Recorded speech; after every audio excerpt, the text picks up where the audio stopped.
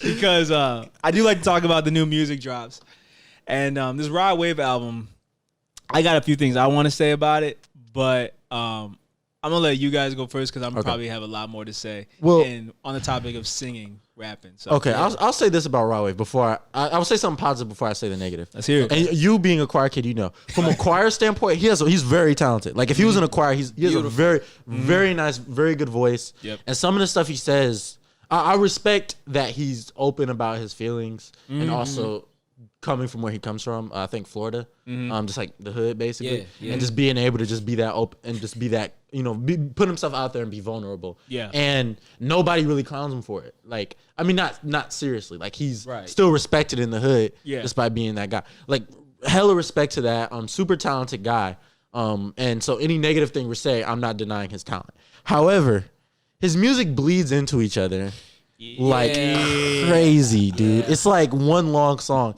And I get it. Like, again, he's allowed to make sad music. Yeah. But, like, if you think about other sad rappers, like other artists who make sad music, whether it's a Juice WRLD, Mac Miller, whatever. Yeah. Right. Sonically, you know, whether or not you like those guys, it doesn't really matter. Sonically, it does not bleed into each other this bad. That's true. Did you guys listen to the new album at all? Yeah. Okay. And I've listened to some Rod Wave songs. I like a couple songs. I ain't gonna lie. Like not from the new album, from the old shit. That one song was like that type of shit. Don't fade. That shit hard. That shit hard. And then the song with that Hard on Ice was good. Hard on Ice was good. Yeah, that's a great song too. I wanted to bring this up because I listened to both albums. I listened to the first album when it came out, and I listened to this new album.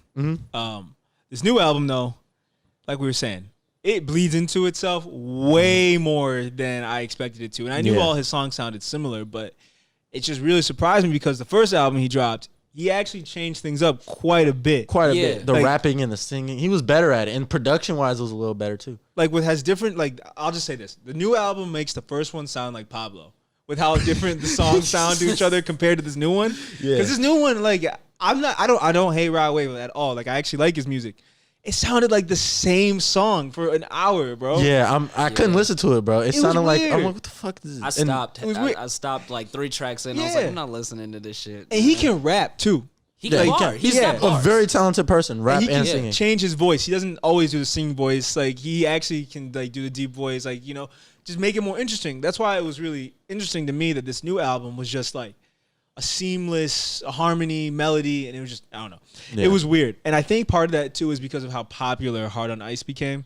Yeah, I was going to say, you got to think, like, whatever his biggest song was last album, that's what a majority of what the next album going to sound like. But I liked the fact that, I mean, what I liked about the first album was that it was different, too. Because a lot of people clown Rod Wave because it's like, oh, this nigga's so sad. Oh, this nigga makes singing song music. But if you listen to the first album, it's pretty kind of diverse. Yeah. This shit was just like, God damn. Yeah, he phoned it. He phoned it in. Yeah. And I mean, honestly, when I listen to his music, I don't come away feeling like feeling any like, I don't want to say like this sound like a dick, but I don't come away feeling like bad for him. I don't come away with any personal that it's not relatable. It's what I'm saying. Wow. It's like he doesn't use there's not many analogies. There's not many, like, even Juice WRLD, his sad music was very relatable. Right. Especially for his audience, which is high school kids. Right. And it's a little more broad. Yeah. Like, Rod Wave is all just like, it's just like, this happened to me, da.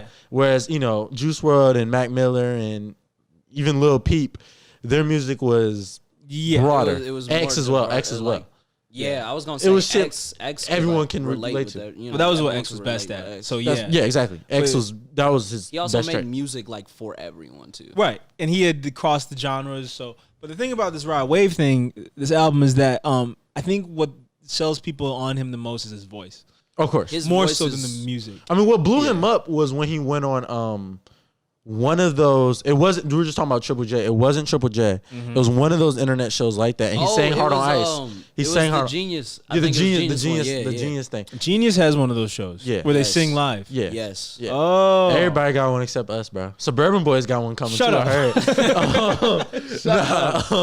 heard. Nah, but he went on there and sang Hard on Ice, and then people were posting on Instagram like, "Holy shit! Like you look like I did not expect him. I didn't expect this nigga to sound like this. Yeah, like I didn't expect this dude with the chains and shit to be singing about some real stuff." And that's kind of what helped blow that song up. The song already had buzz, obviously, because he made it on the Genius thing. Yeah. But that was really what got him there. And so open mic. Yeah. Oh shit. Copyright's about to kick my ass. Yeah, let me you chill. Good. But yeah, that's what I'm saying. And so, shout out Rod Wave, but this album, I literally have those headphones right here. We could do this shit right now. But anyway, yeah, go on. Go on. Right. Anyway, it's Rod Wave, super talented dude.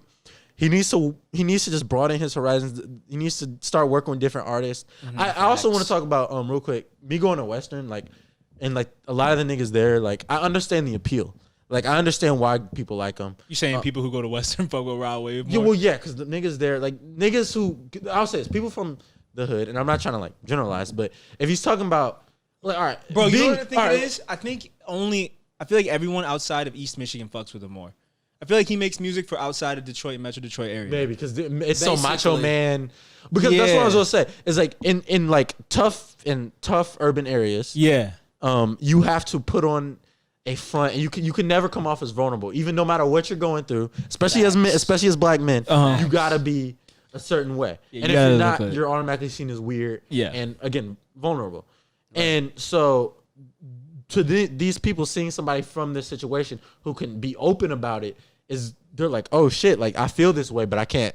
I don't go to therapy. I don't do this. I don't do that. Exactly. And so having a person like Rod Wave who's similar to you and speaking about that shit, you're like, oh shit. However, again, his shit being so I is what makes it interesting. But I think it's just seeing somebody else going through the struggle, admitting that they're struggling with mental health stuff from the hood. Yeah, it means a lot to people, and I respect the hell out of that. It's over a more palatable sound because plenty of black artists from the hood have done that before. Plenty. Especially one of the biggest out. Dirk does that. Dirk does it, and that's the same thing with Dirk. I mean, calling himself the voice of the streets. Yeah, and Dirk's very good at it too. Yeah, but the difference between Rod Wave and Dirk is Dirk turn on no auto mode. And Dirk would not.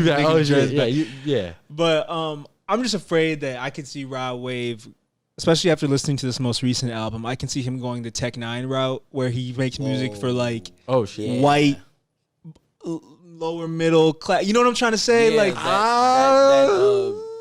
I don't know. Middle of the country fan base. That's what I'm saying. Downriver ass. The flyover state music. And that's not even I lived in Minnesota. I lived in a very small town. I fuck with flyover culture. I fuck with white culture. It's cool.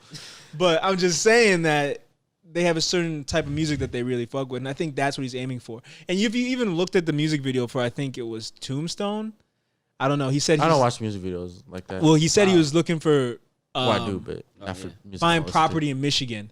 And then he showed a picture of the Grand Rapids sign and oh really? He was in Basically he was in West Michigan. So got it. He is going out there because he's going that route, nigga. He's going that route. Okay, yeah, but music. He doesn't need to move to Grand Rapids.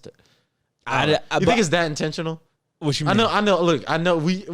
I saw you even made fun of yourself.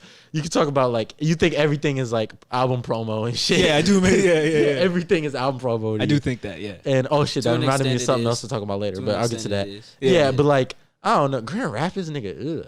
Well, I'm just saying, Grand Rapids think about popping though. Okay, Grand Rapids can pop. If I'm moving to Michigan, the bars came from Grand Rapids. You said what? The bars came from Grand Rapids. Okay, come on. If you I look like them niggas.